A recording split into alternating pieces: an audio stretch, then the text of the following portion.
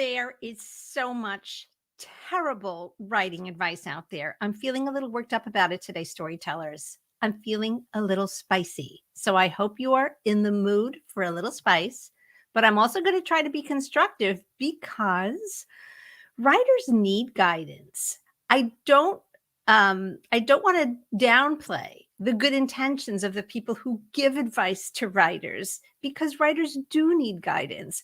But there is so much bad advice out there. It's on the internet. Sometimes it's at conferences. Sometimes I have to admit it can come up in critique groups.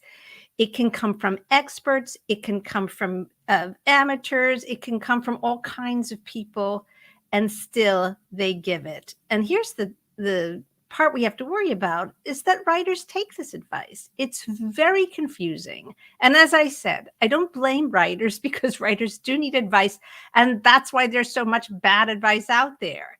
So today, I want to take you on a little journey through some of the categories of the worst advice that I see. I'm doing this topic today for a number of reasons and not just because I'm feeling spicy. Mostly it's because I want you to not be confused by it. I want you to feel sort of protected, right? That people are coming at you with stuff and you have the discernment to know perhaps what they really mean by what they're saying. And I also want you to know why I think it's so pervasive, why there's so much bad advice out there. And in the spirit of being positive and constructive, I want you to know what to do with this bad advice and how to find the kind of advice that actually is going to help you on your journey as a writer. So I think this is a kind of an interesting topic today. I am looking forward to going into it with you. And before we get started, let me introduce myself. Since I am the source of your advice today, I would like to at least let you know who I am in case you don't already. My name is Mary Rosewood. I am an author, and I like to say this because I'm proud of it, but I want to say it particularly today because I want you to understand something about what it means to have the experience from which advice can flow with a certain amount of reliability. I've been a writer for decades, and I've written a lot of kinds of things, including works for the stage, including screenplays, including projects, in development for television. I've also written a lot of fiction. I've spent the last 20 years, mostly, not exclusively, writing fiction. I have 14 published novels with Big Five publishers and more in the pipeline, and look forward to making some book announcements soon. But I'm just telling you, I have been doing this for a long time at a professional level. So that is the source of today's advice. Now, I'm not just an author. As you might be able to tell already, one of the things that gets me a little spicy is, when I feel like my storytelling crowd out there is not being well served. I really love to teach and mentor writers. And that's why I founded Path of the Storyteller, which is my own program where I teach and mentor writers through courses and memberships and free content like this YouTube channel. And if you're not a subscriber to this YouTube channel, I hope that today will be the day that convinces you to subscribe as a source of advice from, I hope, a source that you come to trust. And if you want to get on the mailing list of Path of the Storyteller, this is a very good time. So let me just quickly invite you to download this freebie. It's a collection of writing prompts. There are 30 of them all told. And the secret special sauce about these writing prompts is that they are designed according to the flow of story structure, which is something that I hear from so many writers who come to me that they really struggle with. They just don't quite get plots. And it's not your fault. It's complicated. It's not something you're going to figure out, just randomly one day while taking a walk. It's pretty technical. So please help yourself to this download at www.pathofthestoryteller.com/challenge. You will get your own set of these writing prompts. And if you follow them from beginning to end, it's going to give you a little crash course in story structure. Okay. That is a little gift from me to you.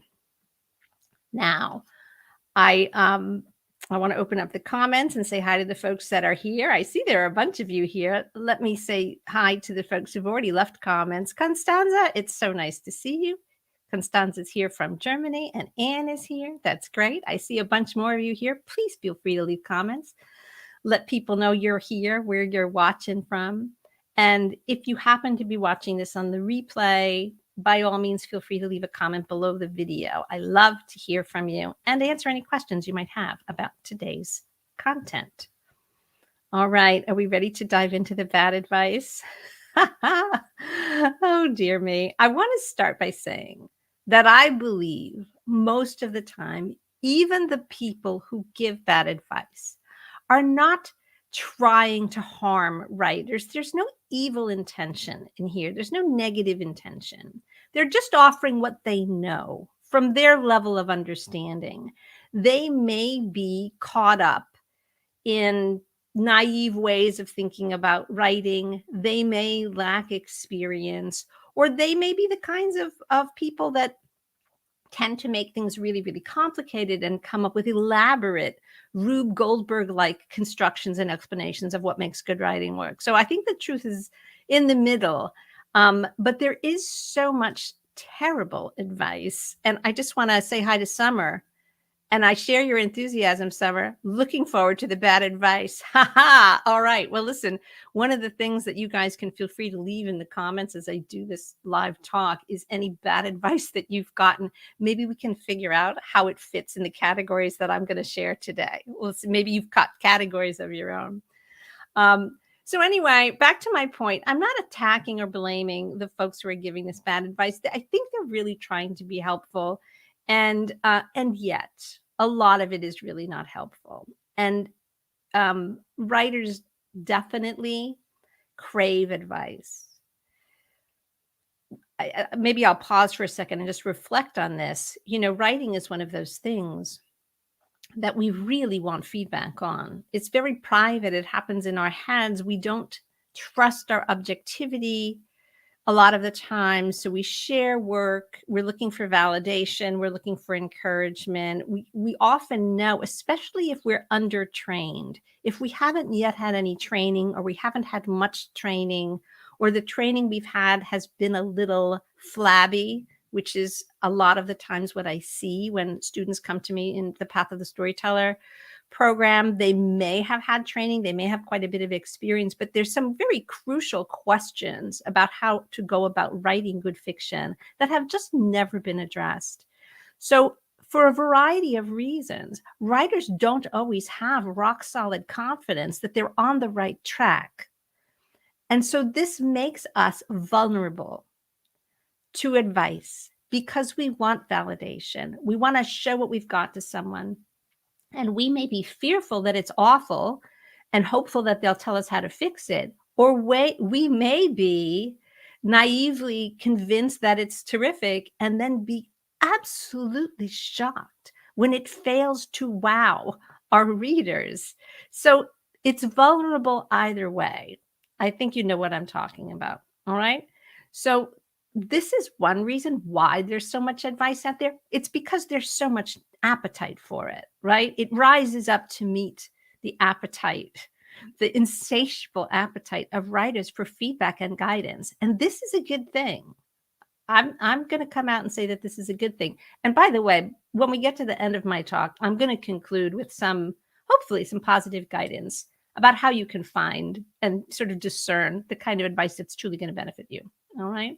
So let's get into the categories of bad advice. And I have to say, this whole topic was prompted in me when I saw somebody give really terrible advice it was a random person, not someone that I know, not someone that any of you know.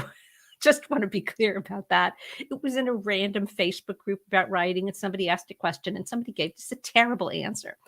But here's the category in which these types of answers, these types of bad pieces of guidance falls into. And this is it. It's the category of writing should be natural. Writing should flow. Writing is personal. We all have a voice. Everyone's got a story to tell and something to say. And all we have to do is sit down and turn on the spigot. And if you mess with that, you're ruining it. This writing should be natural category of bad advice is so pervasive. I would be curious to know if anybody out there has been told this or even believes it. Now, there's so much to unravel about this because, do I want to make writing not fun? Do I want to turn it into a nasty chore? No, of course not. I want writing to be your joy and your passion, as it already is, as it is mine. Okay. But this feeling that writing is just something that, exudes from us, just, like a fragrance, is inaccurate. It's simply inaccurate. And I want to tell you why I think people believe it. Most of us who long to write are pretty fluent readers. We're pretty enthusiastic readers. I think there may be exceptions to that. But if we love stories and we love to read and it feels very natural, it feels very personal, our emotions get engaged, our extreme pleasure of reading a great story is something that feels like it's part of us. And you know what? It is. Storytelling, this love of humans for stories, seems to be sort of baked into our DNA. Humans co-evolved with story, which is a phrase that I borrow with much appreciation for one of my dear students, Avon. We co-evolved with story. It's part of us. When humans began to be human and expressed ourselves in paintings on the walls of caves, there are stories depicted. We think in story. We tell the story of our day. We get on the phone with a friend and we say, I can't wait to tell you what happened. Our lives are interwoven with the act of telling and being told stories. All right. So it's super important to understand this because when you really feel that, which I hope you do, it's a very natural conclusion to assume that writing is like that too. That writing good fiction is just like that. It's just part of our DNA. It's something that's part of our birthright. Listen, I don't mean this to sound like a party pooper, but writing novels in the modern sense is an invention. It's a cultural invention. It's something that humans invented along the way. We invented theater. We invented oil painting. We invented carving statues out of marble. We invented the marching band. We invented novels. We invented all of this stuff. Humans are great inventors of culture. There's nothing, natural about a marching band. Okay, there's formations, there's uniforms, there's all these different instruments. We didn't just spontaneously get up one day and form marching bands. It evolved. There's a lot of technique involved, okay? So I just want to say that even though the desire to make music, the appreciation of music, like the love of doing things like that may feel very organic. You can put on music and even very small children will start to move and dance to it. That doesn't mean that classical ballet is natural. It's so unnatural. It derives from this impulse that is the most natural thing about us, which is that we are cultural animals, right? But the art form itself, to practice it with mastery, is not natural. So I hope that makes sense because it's a really important point. The people who talk about this feeling of don't mess with it, it won't be your voice, express yourself naturally, it's really, I give them a lot of credit in a sense because they're trying to say something about this deep truth about storytelling. But they're leaving out the unnaturalness of the technique and the fact that it is an art form that has conventions. Not that we always have to follow those conventions, but we certainly need to know what they are so that we can work with our materials, right? So the feeling of flow happens to writers sometimes. It happens when they're doing exploratory writing. It happens sometimes when we're working on a novel. This happened to one of my students recently. We talked about it in our Storyteller Circle community of writers, which is a group that I lovingly host for alumni of the Path of the Storyteller program. Incredible group of writers. And one of our writers went into the flow state. She was improvising in the voice of one of her characters. And it was just like the character started talking and she was taking dictation. And she ended up at the end of that writing session with 4,000 words, which, you know, that's like a lot. That's a great many words. It's exploratory writing. Now, because she has technique and craft, she's going to go through that and she's going to decide, what did I discover in this exploratory moment where I created all this material about this character? I really learned stuff, you know. Then she's going to use her technical discernment, her storytelling skills, her writing craft to take that raw material and make it into this somewhat unnatural art form of the modern novel. All right. So the flow state is not something that we don't crave and enjoy when it happens, but it is not the process of writing a novel. And what happens when folks give this advice and take this advice is they become very hesitant to revise. They almost become hesitant to study. They become very suspicious of writing craft. They become very suspicious of story structure. They become very reluctant to take notes from anyone. And yet they are so frustrated when their work is not well received. The readers don't like it. The agents don't like it. The editors don't like it. They are sharing their exploratory writing with others, and it is nowhere near ready for that.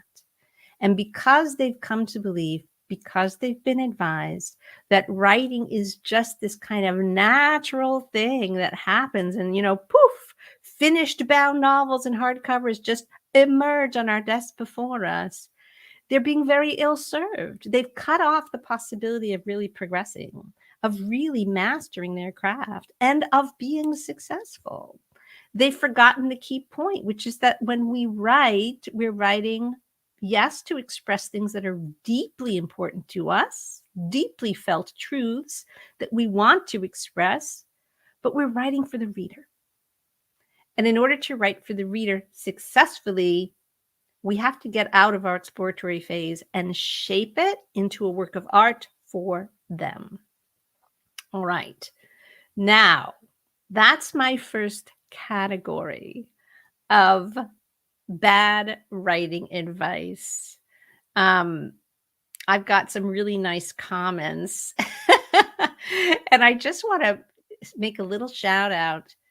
I want to show this comment because clearly you guys know that I gave a little shout out to my dear student Avon a few minutes ago for using her phrase, we co-evolve with stories. Avon, I just want you to see that I didn't even know you were here. You're coming up on my screen as Facebook user. So Avon's here. Avon's in the house. Thank you so much for being here and for sharing that great, very memorable phrase that I hope everybody goes around quoting. Let's get the mugs made, shall we? Be great. All right, listen, let's move on to my second category of bad advice. Let's go on. This one is a really good one. Oh, so the first category of bad advice, just in case anybody's coming in late, is that writing should be natural. Not so. I think I've just debunked that. The second category of bad advice is don't make me uncomfortable. Oh, don't make me uncomfortable. So much bad advice comes from this place of the person who's giving you the advice not wanting you to make them uncomfortable. So here's the types of notes that fall into this category. First and foremost, your main character should be more likable or relatable. Both of those words come up a lot. Writers are advised. Your main character is just like not that likable. I can't really relate to her. You need to make your main character likable and relatable. Why? so that I, as the reader, don't have to work very hard to empathize with them might be one reason. You're making them a little uncomfortable by offering them a character that's, maybe a little bit of a stretch for them to find interesting. But more often, uh, there is an issue being addressed, which is that the main character is simply not compelling. I have never in my reading or writing life, and today might be the day, but I've never heard anyone say, Charles Dickens' A Christmas Carol is a terrible book because Ebenezer Scrooge is not likable. I've never heard it said. Now, the whole point of A Christmas Carol is that when we meet Ebenezer Scrooge, he's very hard to like. He's a terrible person. He's selfish. He's cruel. He's greedy. He lacks all compassion for his fellow humans. It's watching him change that makes that book fantastic, right? Makes it one of the enduring classics. But is he likable? No. Is he compelling? Yes. And I want to talk in a minute about why he's compelling, because I believe that this note that your main character needs to be more likable or relatable is based on the fact that you haven't made your main character compelling enough. In fact, I would say that the number one thing that you can do for any book that you're working on is to try to make your protagonist not just likable or relatable. I'm not worried about those words at all. Strike them from your to-do list. Make your main character iconic. Think of a one-of-a-kind character. Think of a character who's got such scope, such depth of emotion, such high stakes in terms of what they've got to accomplish, such uniqueness, something about them, a special voice, all of the things that you can bring to bear in envisioning the central character of your book. Make them iconic. See if you can invent a Jane Eyre, a Snape.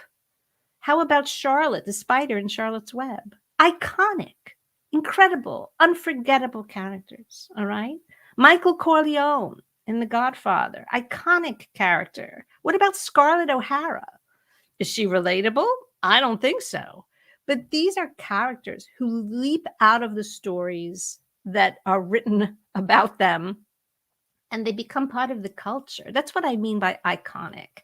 They take on a kind of a heft, a meaning. They just become part of our storytelling language, right? Everybody knows what an Ebenezer Scrooge, is a Scrooge icon. Everyone knows what that's standing for. Now, I want to quickly, because this is somewhat of a big topic, but I don't want to leave you hanging. How do you make an unlikable, unpleasant character engaging? We are, as humans, puzzle solvers. And if you raise a dramatic question in the mind of the reader clearly enough and the stakes are high enough, they are engaged. They are engaged. You're posing a dramatic question. So what you need to do with a Michael Corleone or an Ebenezer Scrooge or a Scarlett O'Hara, like a kind of an unlikable, difficult protagonist, is you need to make sure that the reader understands what is at stake and what the needed journey of transformation. It has to be like the tension of the story is expressed instantly. Is Michael Corleone going to leave the family business? Or is he going to get sucked back in and end up leading a life of crime? The question is posed instantly. No matter how we feel about Michael Corleone, we need to know the answer. We just need to know, how is it going to go, right? Let me think of another example.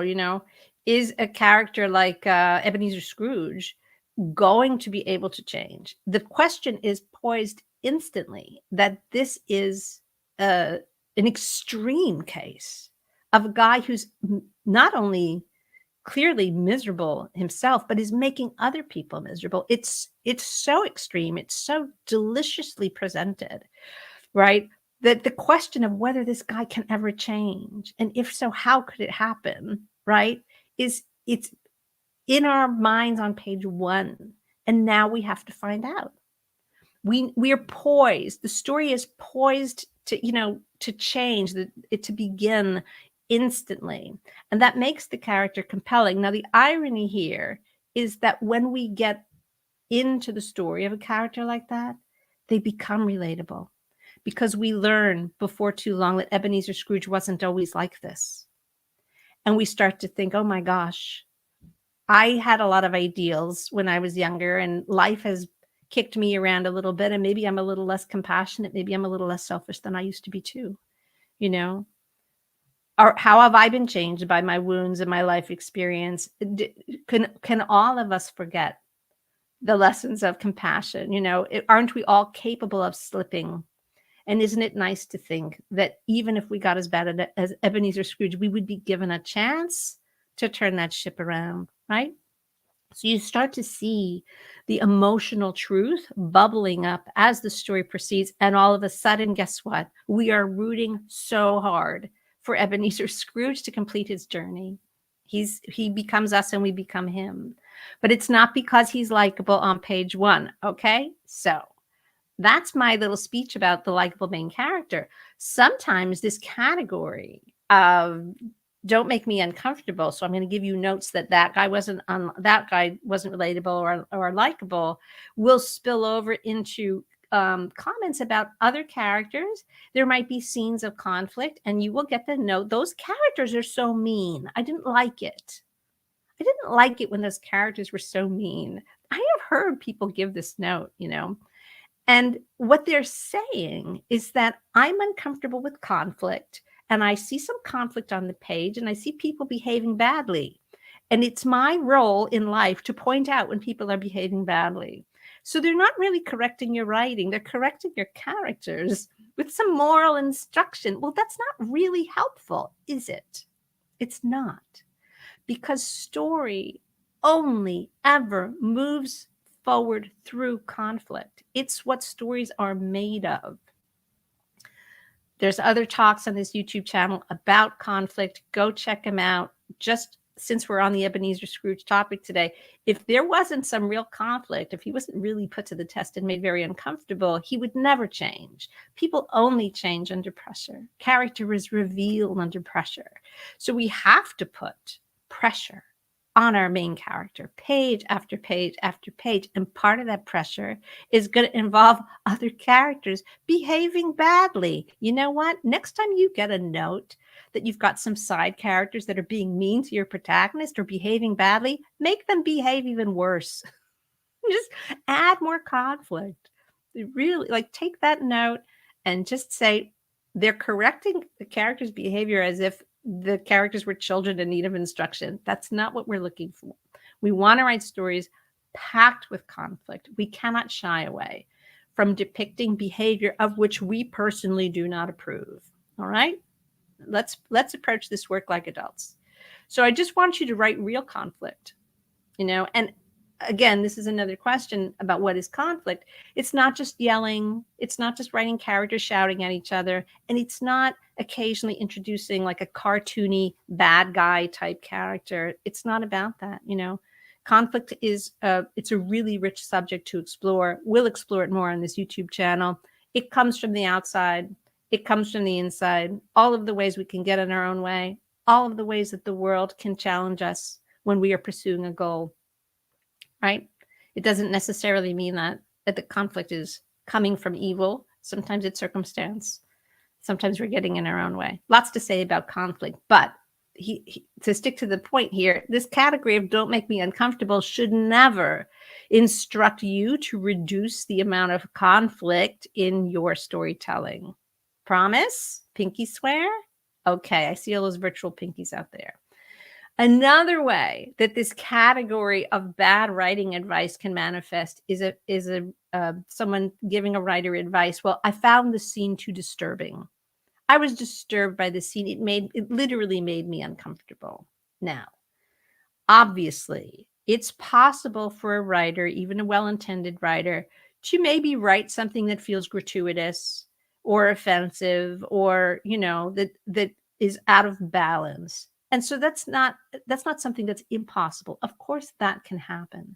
But that's not what I'm talking about right now. I'm just talking about this category of feedback that writers sometimes get, where all of the rough places are told to be made smooth. And that's obviously the opposite of what we want to do as good storytellers. If you think of some of the most enduring, popular stories, I mean, it's very disturbing to think of people getting eaten by sharks. I don't want to think about it. I don't want to picture it. Or do I? If I'm curled up with a copy of Jaws by Stephen King, I'm hooked. I grew up on Long Island, which some of you might know is the setting for the book Jaws. The summer that book came out, I was just a kid, but the summer that book came out, the beaches were empty. It was terrifying. Huge best-selling novel, huge hit movie. Yeah, we don't want to think about people eaten by sharks, or do we? Right? Writing those scenes that are high stakes and that sort of push beyond the boundary of what's expected are actually part of thrilling storytelling. We have to have the courage to write real stuff. We mentioned Michael Corleone a few minutes ago.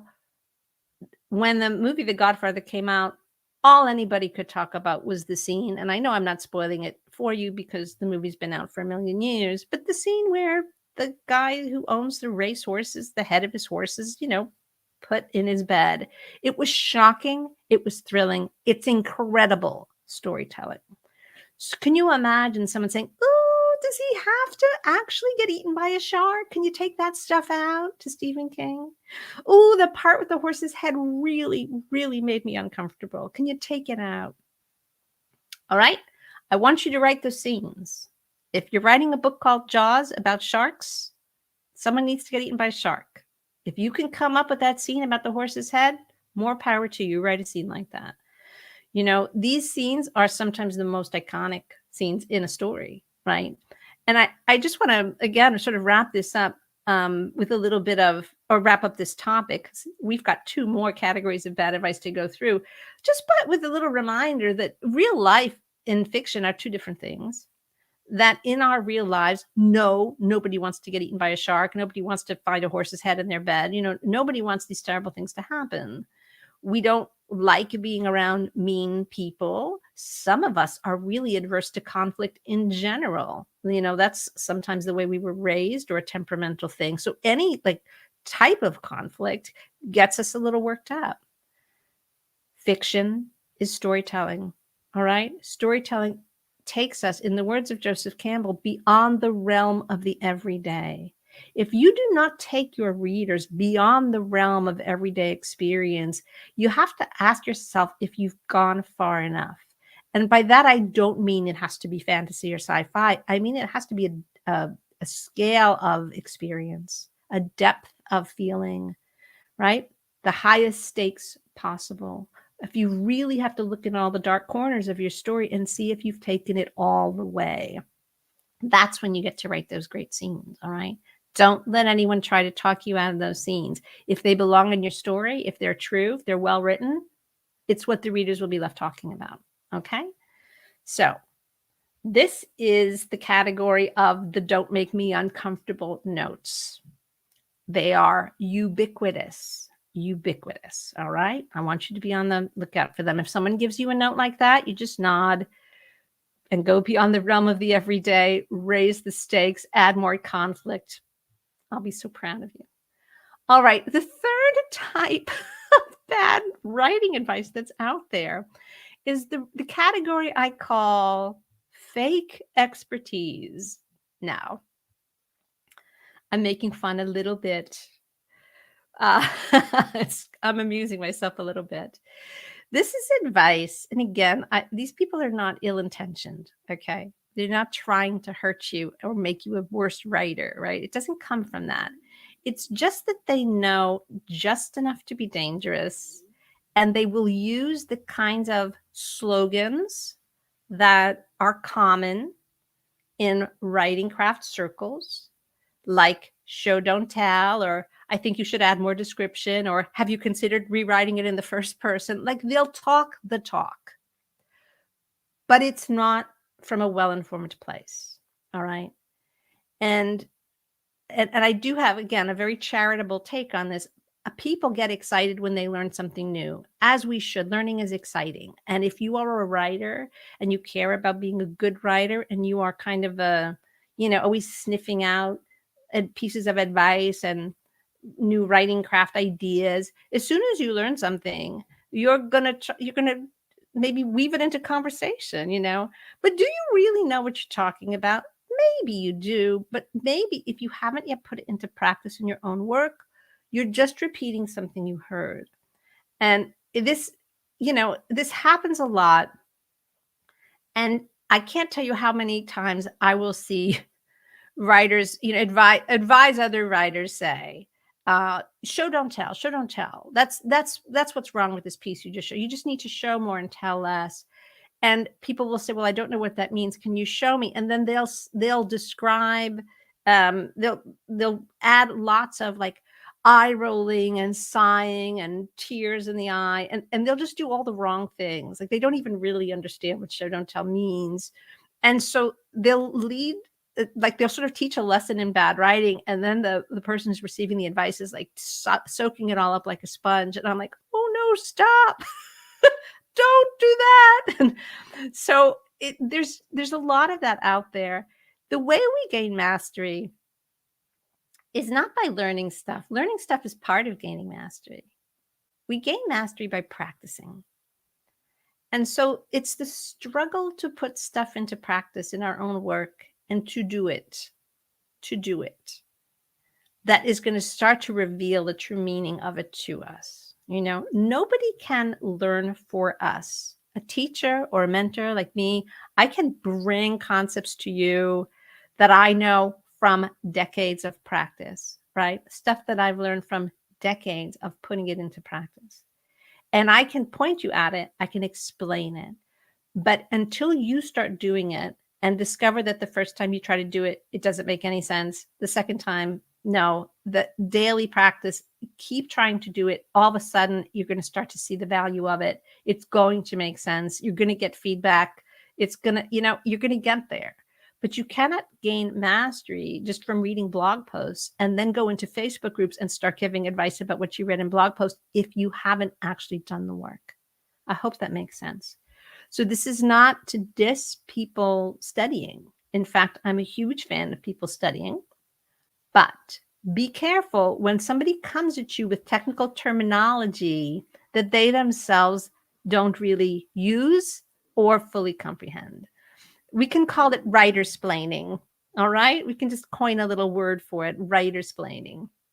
There are people out there who just like to give advice. And we say, thank you. And then we try to really figure out what needs to be done, okay? Let's move on to the fourth category. This is my fourth and final category of bad advice that's out there. And I call it noble cynicism. How many times have you been in a crowd of writers or online in an online community and people start being very sophisticated? This is why I call it noble cynicism. They're very sophisticated about, well, you can never make a living as a writer, and it's really something that we do for ourselves, and you should just do it for yourself, and it's impossible to get published, so it's not really necessary to think about readers. Just make yourself happy. It's a great hobby. And they've got lots of negative stuff to say about agents and editors, and they often wrap it. It's a kind of despair is what it is. These are writers who are they've given up, right? They're talking themselves out of their dreams. And in order to feel better about talking themselves out of their dreams, they're kind of creating this noble cynicism about it all so that everybody else agrees with them. Like, yes, you're right. Why do all this work? Why invest money in training? Why work as hard as writing really good fiction requires us to work? I'm just doing it as a hobby. It's just for me.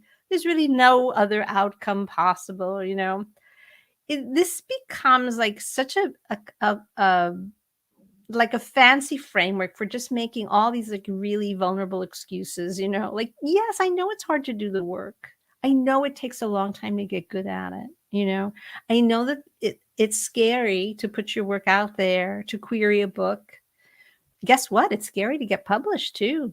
Face your readers, go on tour, sit around for the reviews to come out and get published. There's just a lot of stuff that really makes us feel vulnerable about the path of being a writer, about this journey, this path of the storyteller that we are all on.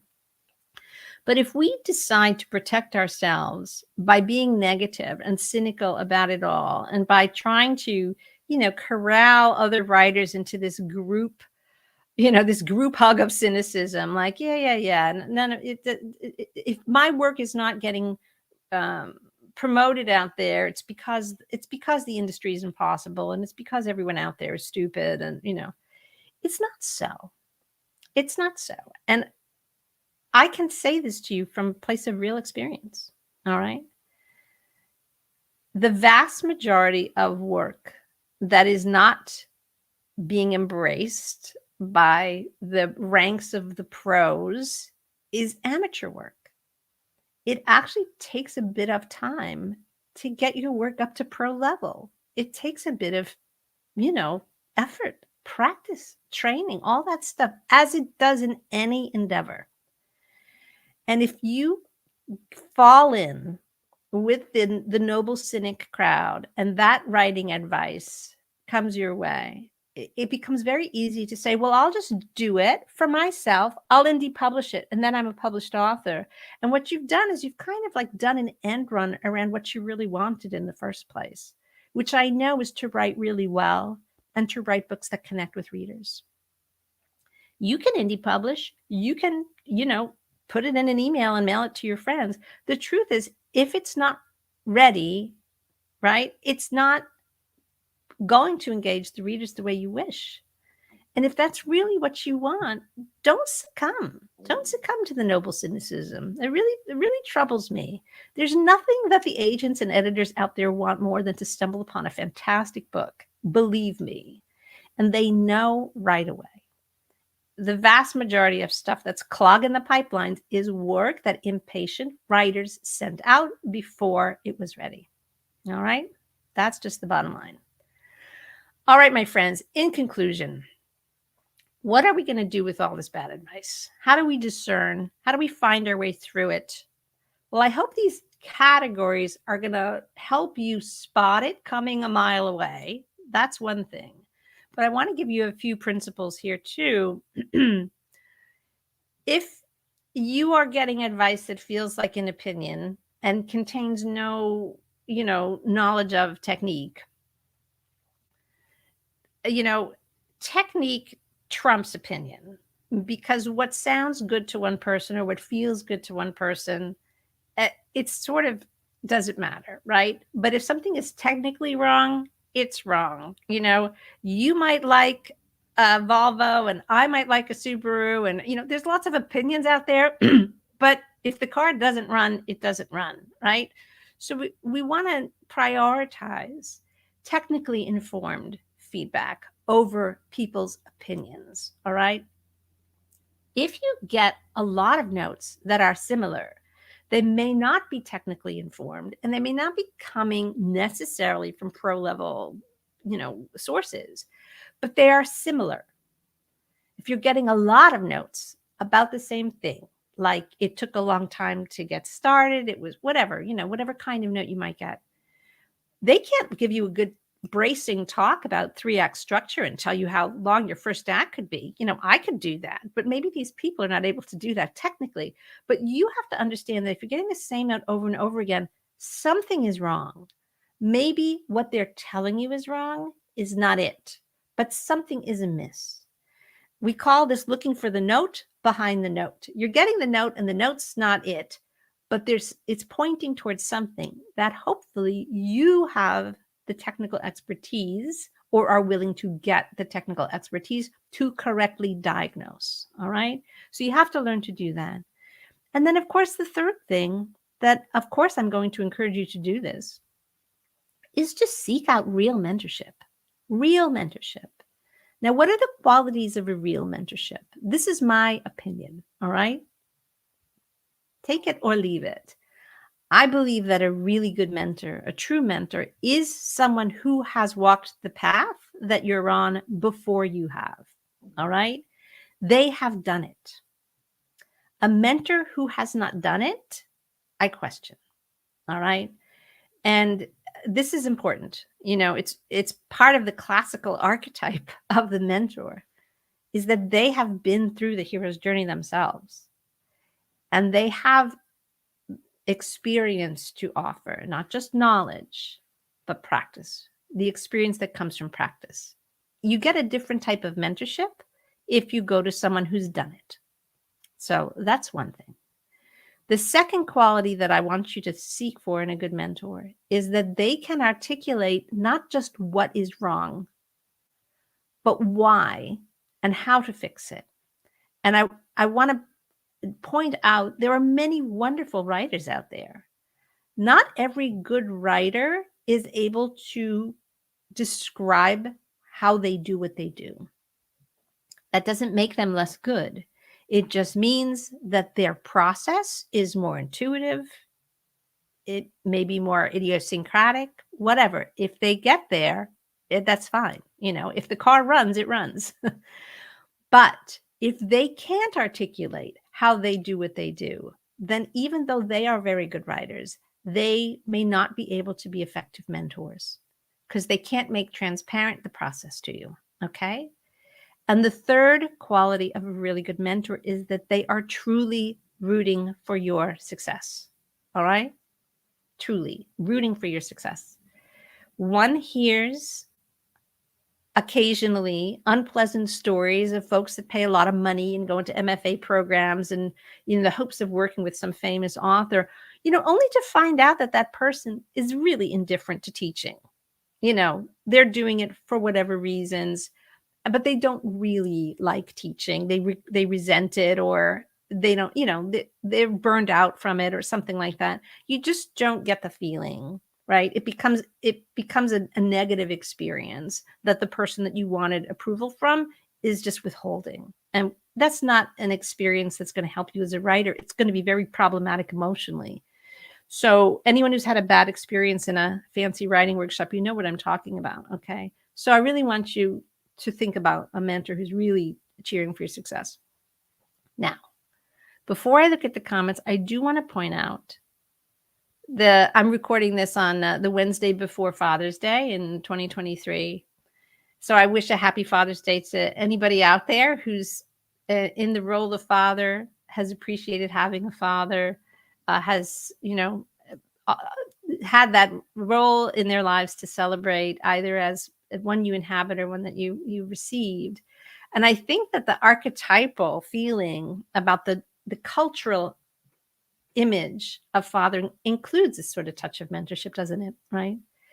And I just want to say, maybe Father's Day is irrelevant to you.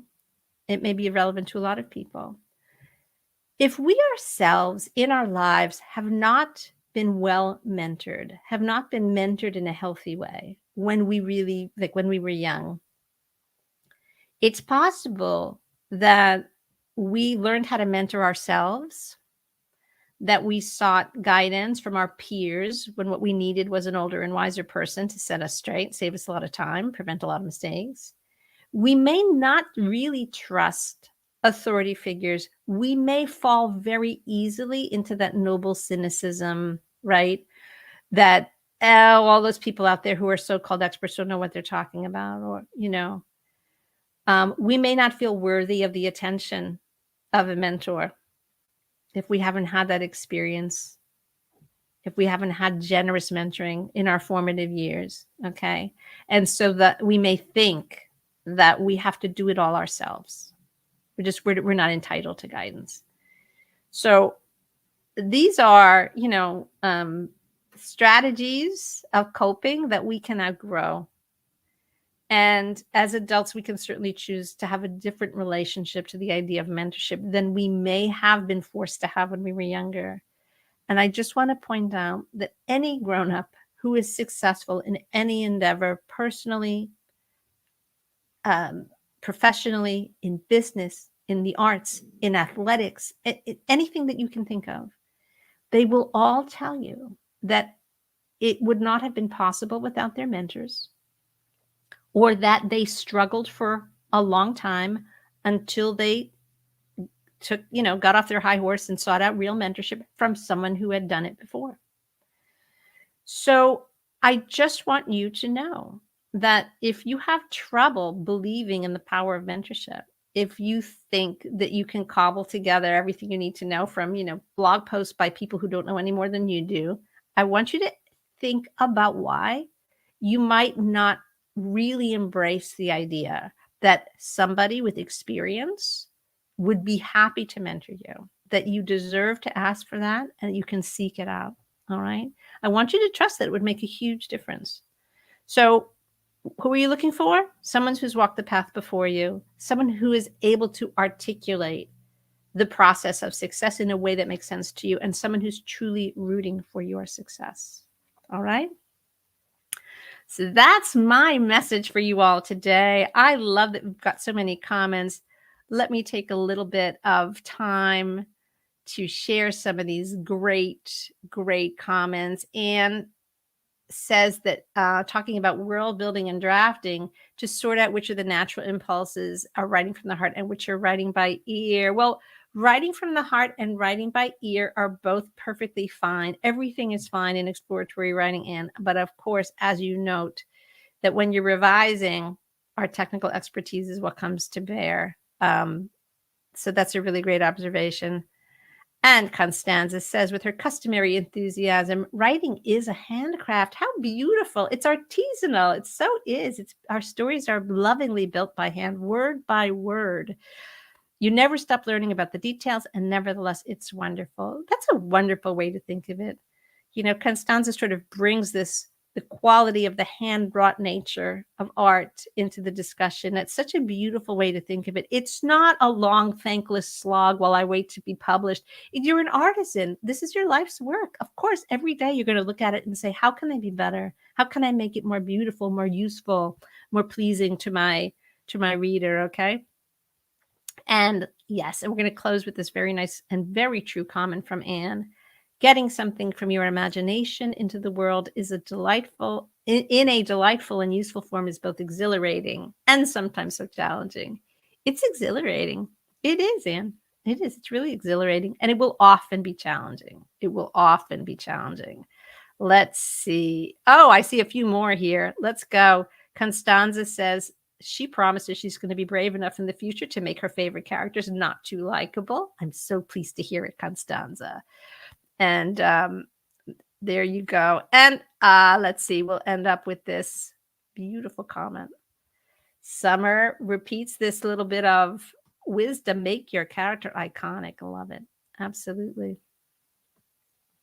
Absolutely. All right, my friends, thanks so much for staying with me here today, for sharing in this exploration of all the bad writing advice out there. I hope that you'll now have a little bit of a good sense of self so that you can keep yourself in a right relationship to the feedback that you get. I hope you will seek a mentor. And of course, for many of you, I am already in the happy role of being a mentor if you've already been one of my Path of the Storyteller students. For anybody out there who's curious about Path of the Storyteller, why don't you go back and get on that mailing list by helping yourself to that free download? I'm going to put the URL up again. This will, get you started in a relationship with me where you're going to get some emails, an invitation to tell me more about your writing, and we can explore in what ways maybe I can help you fulfill your writing dreams, being a better writer and writing the kind of books that you really dream of writing. And that would be my great honor and privilege to do that for you. All right, gang. Hey, have a wonderful week until the next time I see you. If you are not a subscriber to the YouTube channel, please hit subscribe. If you enjoyed the content, give it a thumbs up. It's super helpful.